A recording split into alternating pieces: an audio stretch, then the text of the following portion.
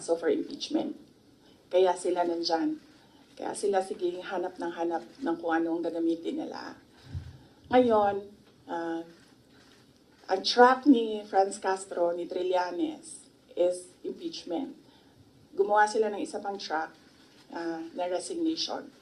Parang papalabas nila, impeach ka namin for wrongdoing, whatever. And then, itong isang grupo na ito, umalis ka dyan. Kasi kapag hindi ka umalis, kapituko ka. Pero, hindi naman kasi ako sasagot sa Young Guns.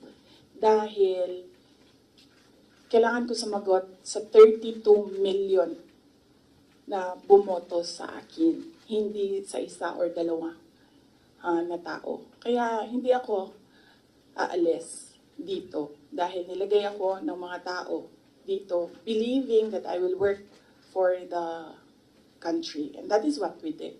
We worked.